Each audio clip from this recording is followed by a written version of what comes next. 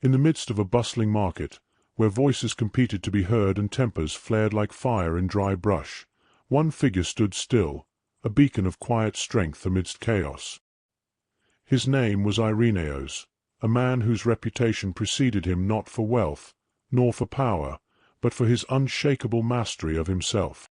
One day, a wealthy merchant, seething with anger after a failed deal, stormed up to Irenaeus and demanded, "Why do you not react to the insults of others? Do you not care for your honor?" Irenaeus turned his gaze, steady as the horizon, and spoke a single sentence: "What belongs to you cannot be stolen by words." This single phrase rippled through the market like a stone dropped into still water. It was not merely an answer, it was a challenge, an invitation to those who heard it to question the source of their own reactions.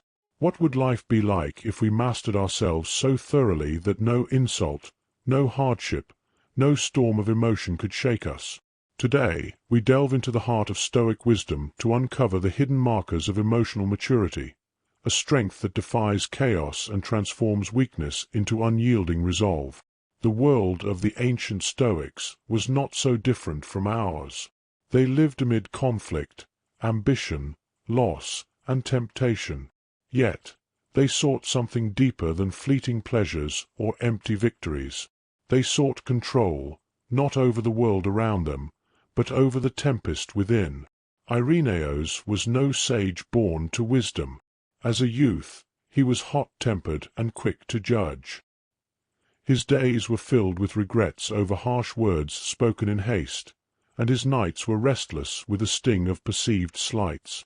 One fateful evening, after a particularly bitter quarrel, he encountered an elderly man meditating by the sea. This man was Theon, a Stoic whose eyes seemed to hold the weight of countless storms endured and weathered. Theon observed Irenaeus silently before speaking. The waves crash, the wind howls, yet the rock remains unmoved. "Which are you, boy, the storm or the stone?" This question haunted Irenaeus, and it began a transformation. Theon agreed to teach him, but his lessons were cryptic, often maddeningly simple. One day, Theon handed Irenaeus a jar and asked him to fill it with seawater from the tumultuous waves. Irenaeus did so, only to find the jar shattered by the sheer force of the waves. "Control," Theon said, "is not about holding back the sea. It's about building a vessel strong enough to contain its power." Irenaeus spent years under Theon's tutelage, learning to observe his emotions without judgment. He practiced remaining calm when insulted, listening instead of reacting. It was not an easy path. Each failure, however, became a teacher, and slowly he began to understand the essence of emotional maturity.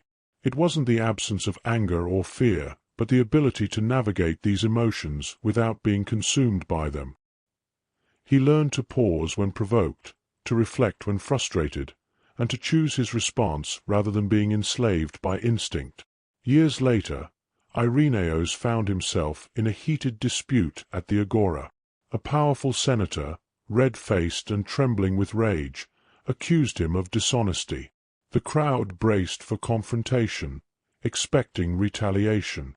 But Irenaeus did not flinch. Instead, he smiled gently and said, "If I have wronged you, let the truth speak for itself. If I have not, your anger is misplaced."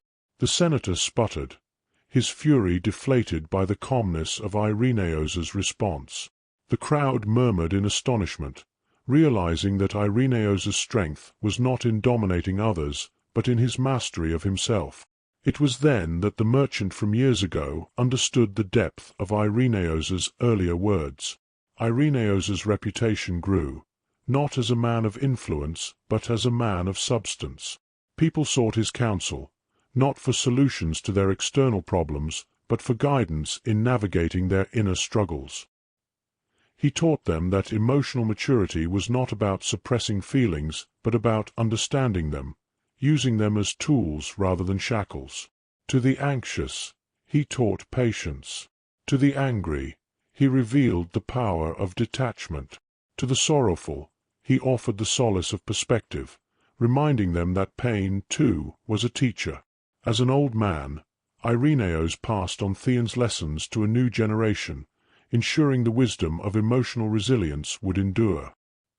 His legacy was not in monuments or wealth, but in the countless lives he touched, in the strength he helped others find within themselves.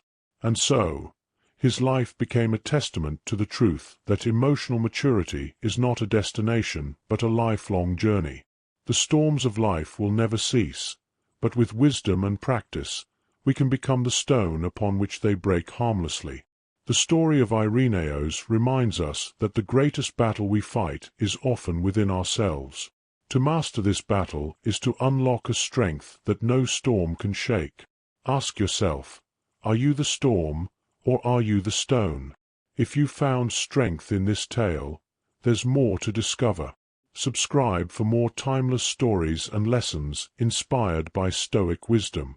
Begin your journey toward mastering the storm within. The path starts here.